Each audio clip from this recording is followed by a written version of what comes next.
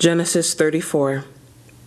Now Dinah, the daughter of Leah, whom she had borne to Jacob, went out to see the women of the land. And when Shechem the son of Hamor the Hivite, the prince of the land, saw her, he seized her, and laid with her, and humiliated her. And his soul was drawn to Dinah, the daughter of Jacob. He loved the young woman, and spoke tenderly to her. So Shechem spoke to his father Hamor, saying, Get me this girl for my wife. Now Jacob heard that he had defiled his daughter Dinah. But his sons were with his livestock in the field, so Jacob held his peace until they came. And Hamor the father of Shechem went out to Jacob to speak with him. The sons of Jacob had come in from the field as soon as they heard of it, and the men were indignant and very angry, because he had done an outrageous thing in Israel by lying with Jacob's daughter, for such a thing must not be done. But Hamor spoke with them, saying, The soul of my son Shechem longs for your daughter. Please give her to him to be his wife. Make marriages with us. Give your daughters to us, and take our daughters for yourselves. You shall dwell with us, and the land shall be open to you. Dwell and trade in it, and get property in it. Shechem also said to her father and to her brothers, Let me find favor in your eyes, and whatever you say to me I will give. Ask me for as great a bride price and gift as you will, and I will give whatever you say to me. Only give me the young woman to be my wife. The sons of Jacob answered Shechem and his father Hamor deceitfully, because he had defiled their sister Dinah. They said to them, We cannot do this thing, to give our sister to one who is uncircumcised, for that would be a disgrace to us. Only on this condition will we agree with you, that you will become as we are by every male among you being circumcised. Then we will give our daughters to you, and we will take your daughters to ourselves, and we will dwell with you and become one people. But if you will not listen to us and be circumcised, then we will take our daughter, and we will be gone. Their words pleased Hamor, and Hamor's son Shechem. And the young man did not delay to do the thing, because he delighted in Jacob's daughter. Now he was the most honored of all his father's house. So Hamor and his son Shechem came to the gate of their city, and spoke to the men of their city, saying, These men are at peace with us. Let them dwell in the land and trade for it. For behold, the land is large enough for them. Let us take their daughters as wives, and let us give them our daughters. Only on this condition will the men agree to dwell with us to become one people, when every male among us is circumcised as they are circumcised.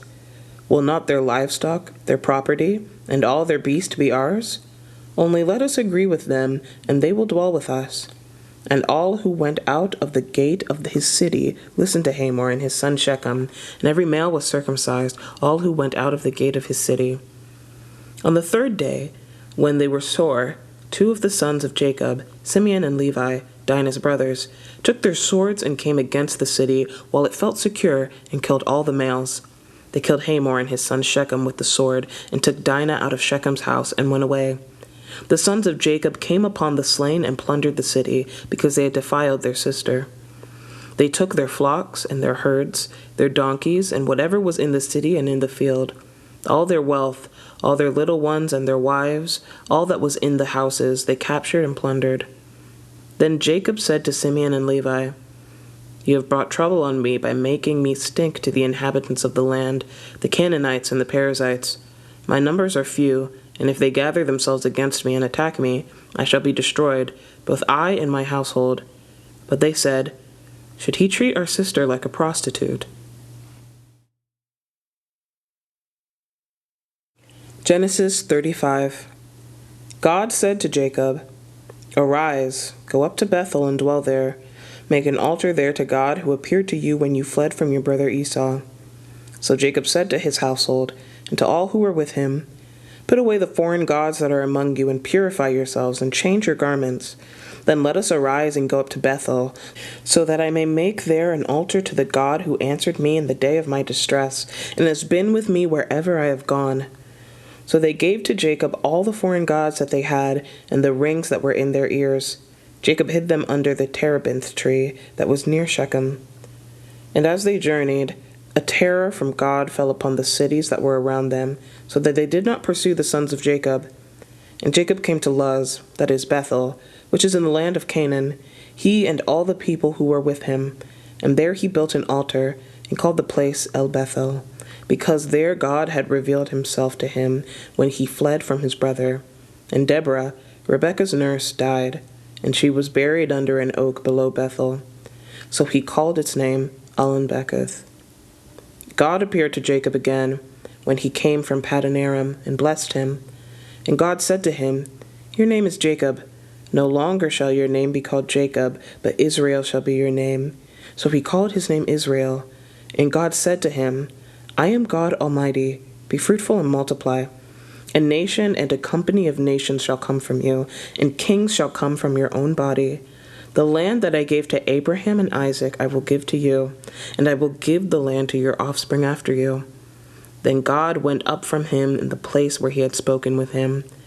And Jacob set up a pillar in the place where he had spoken with him, a pillar of stone. He poured out a drink offering on it, and poured oil on it. So Jacob called the name of the place where God had spoken with him Bethel. Then they journeyed from Bethel. When they were still some distance from Ephrath, Rachel went into labor, and she had hard labor. And when her labor was at its hardest, the midwife said to her, "Do not fear, for you have another son." And as her soul was departing, for she was dying, she called his name Ben-Oni, but his father called him Benjamin. So Rachel died, and she was buried on the way to Ephrath, that is, Bethlehem. And Jacob set up a pillar over her tomb. It is the pillar of Rachel's tomb, which is there to this day. Israel journeyed on and pitched his tent beyond the Tower of Eder. While Israel lived in that land, Reuben went and lay with Bilhah, his father's concubine, and Israel heard of it. Now the sons of Jacob were 12, the sons of Leah, Reuben, Jacob's firstborn, Simeon, Levi, Judah, Issachar, and Zebulun. The sons of Rachel, Joseph and Benjamin. The sons of Bilhah, Rachel's servant, Dan and Naphtali. The sons of Zilpah, Leah's servant, Gad and Asher. These were the sons of Jacob who were born to him in Paddan Aram. And Jacob came to his father Isaac at Mamre, or Kiriath-arba, that is, Hebron, where Abraham and Isaac had sojourned. Now the days of Isaac were 180 years. And Isaac breathed his last, and he died, and was gathered to his people, old and full of days. And his sons Esau and Jacob buried him. Psalm 21. To the choirmaster, a psalm of David. O Lord, in your strength the king rejoices. In your salvation how greatly he exults.